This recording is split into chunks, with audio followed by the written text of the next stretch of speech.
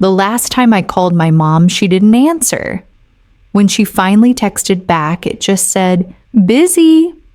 Can we talk later?" She never did. That was 9 months ago. Before that, every conversation ended the same way, with her sighing, rolling her eyes, saying those 4 words that felt like knives. "You're too emotional." She said it like it was a diagnosis, like something I needed to fix. When I was little, my mom wasn't mean. She was careful. She didn't like noise, didn't like crying, didn't like questions. "Keep it together," she'd say when I got upset. "If you want people to respect you, don't show weakness." So I learned early that love came with conditions, and silence was safer than honesty. By the time I was 16, I'd mastered the art of smiling through pain. She called it maturity.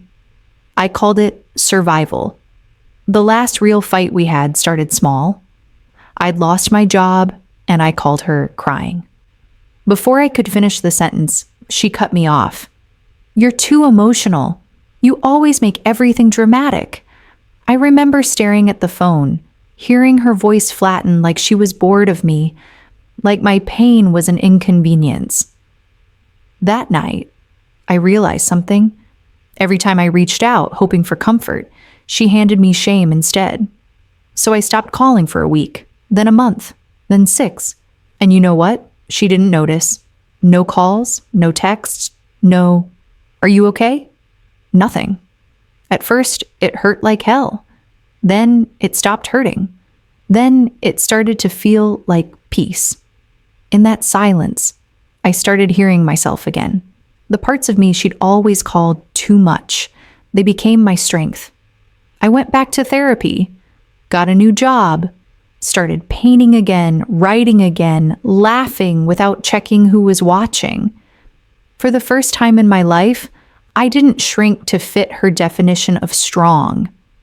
I became mine. On my birthday, she posted a Facebook photo of her and my sister at brunch. Caption, "So proud of my girls." I wasn't in it. I wasn't mentioned. It's funny. I used to check her page just to see if she remembered me. Now I check just to remind myself why I stopped trying.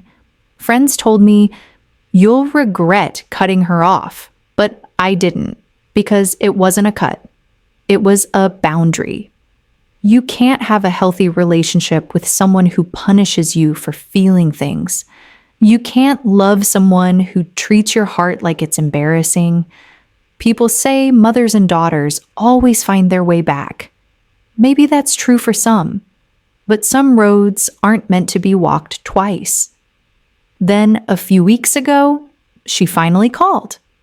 No hello, no how are you, just, "Your aunt said you're seeing a therapist.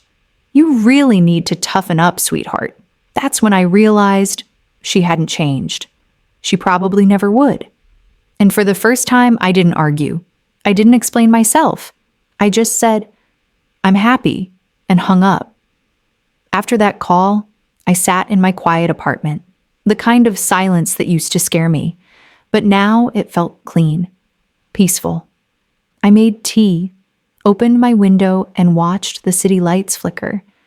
Somewhere out there, she was probably still calling me too emotional. But maybe I am. Maybe I feel things deeply.